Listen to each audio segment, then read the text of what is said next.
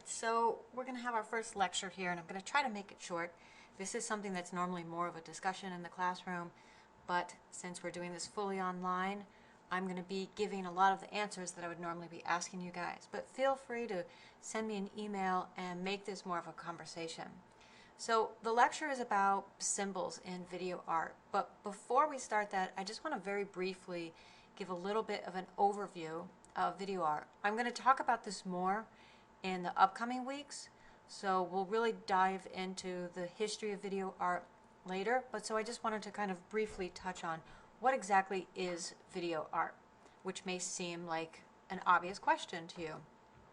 But it's kind of interesting. Video art, on one hand, you might think it's related to film, but once you start looking at the history of a lot of the video artists, you're going to realize that it's not really related to film in any way other than it is also time-based. But actually, a lot of the original video artists were kind of against film, and they were trying to use this as a medium to sort of go against like Big Brother, go against like the big conventions, Hollywood. And so they used a lot of conventions, principles that were really opposite to what you would find in a Hollywood movie. On one hand, it's also very similar to photography. The rules of composition, of lighting, of color, all come into play. And later on in the semester, we're actually going to have a project where you're going to look at a photograph and you're going to have to come up with a video based on that photograph. So there's definitely a strong relationship between video art and photography. I'd say in many ways more of a relationship to photography than to film. But of course it's different because photography is just a single image. Generally, could have more, but it's a still image, and video has pacing, and it has time, and it has audio, which is all really kind of cool, I think. So some of the early video artists use video as a performance platform, meaning instead of saying, hey, I'm just going to be limited to being in a theater or on a stage, I can record this.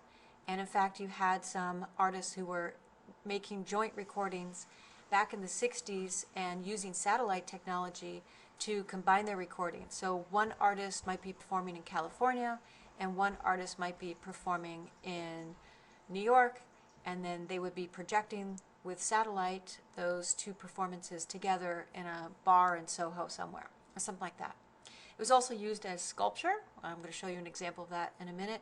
And especially in the beginning, it was largely used by activists. So that's what I mean by it's kind of different from what Hollywood was doing. They weren't really interested in getting out the voice of activists, but video artists were. And another fact that I think is kind of interesting about video art is the original early video artists, they didn't come from like photography or film, but they came from other areas in the arts, such as writing, poetry, performance artists. They were dancers, activists, so people not even involved in the arts yet, but then they found video art and they got really kind of inspired to become artists as part of their activist means. Also musicians, so people who were studying kind of experimental early electronic music at that time found a really interesting crossover between video and audio. Something they all had in common is they were explorers of a new medium. So this is a brand new medium. It comes about in the 60s.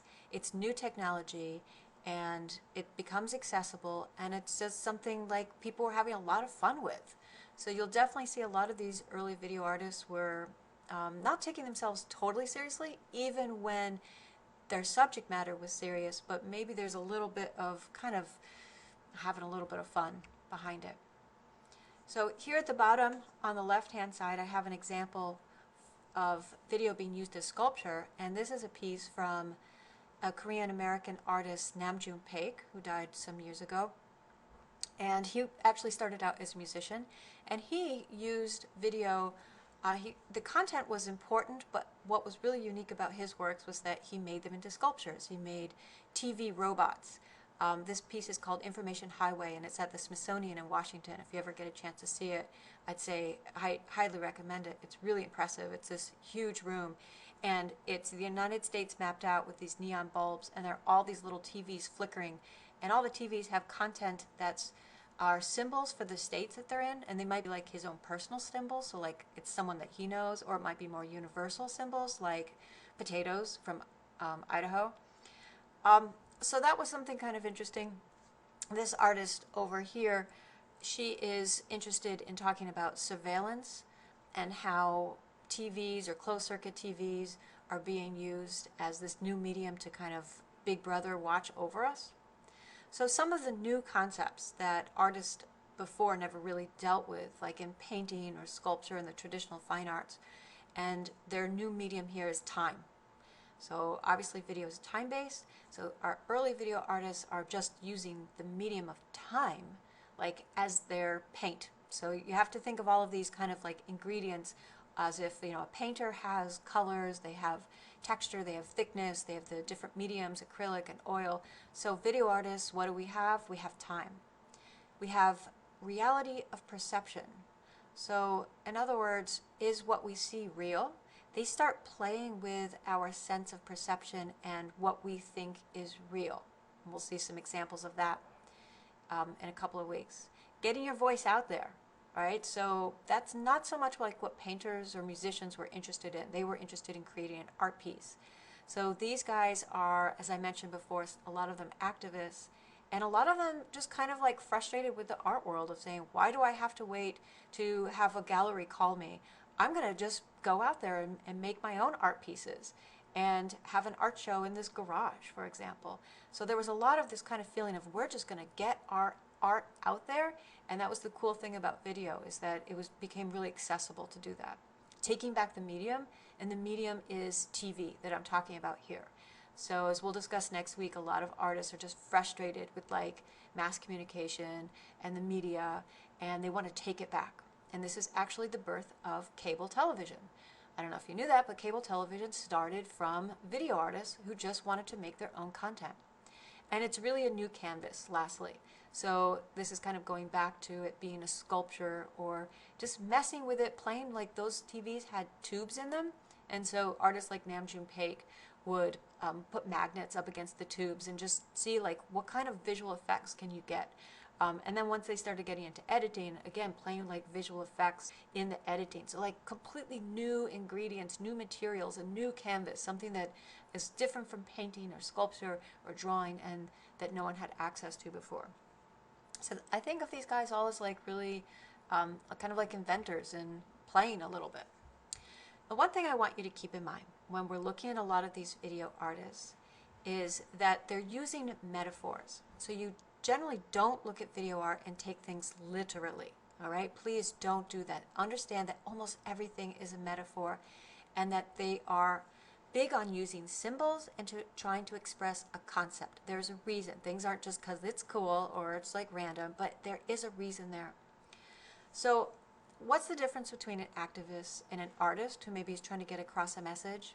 An activist is going to give you a pamphlet with all the information that you need about their cause. So maybe it's like, you know, save the dolphins, and by the time you've read that pamphlet, you're going to know how much money is needed to save the dolphins, how you can contribute, what the problem is, so on and so forth. An artist who maybe has an idea that they want you to understand or get across is going to be a little more subtle.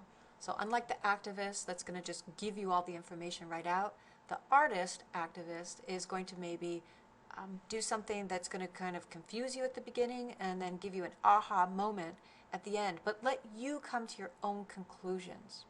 So for example, there was this art collective called Ant Farm, and this was a group of people who were making all different kinds of arts, from performance to sculptures to videos, and they were activists also.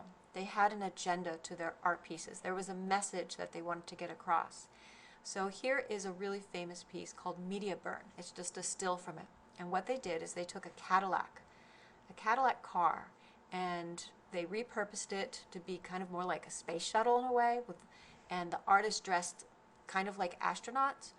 And they are in this Cadillac, which is now closed, and you can see like everything that they've added to it. So it's like this special car that can go, you know, really fast. And they took all these TVs, and I also must mention that they invited everyone to come and watch this, including the local TV stations, all the local TV stations came, and they were invited to report on this action. And then they lit the wall of TVs on fire, and they smashed the Cadillac through it. So that's all symbols. What's the Cadillac a symbol of? Well, and this is the point when I would normally be asking the class and you guys would be responding.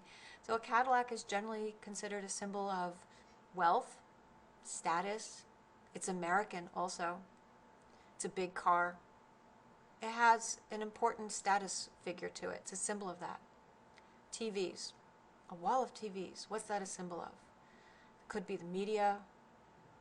That could be corporation.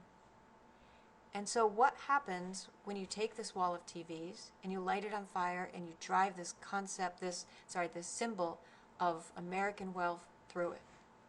And there's no one answer here. So again, it's not direct, like if I gave you a pamphlet with all the information. It's something more subtle. You have to come up with your own conclusion.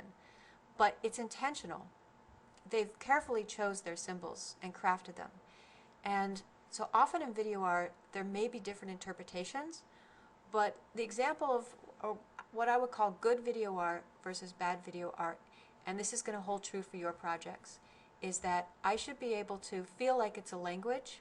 Maybe I don't understand that language, and I have to watch it a few times to understand what your symbols mean, and then I can piece together your meaning, your narrative, through your symbols. And not so successful video art would be as if the language just seemed made up, jumble. Like, I just can't make any sense of it. I don't get what your symbols are. They're like too personal, they're not universal enough, and they're sort of randomly used.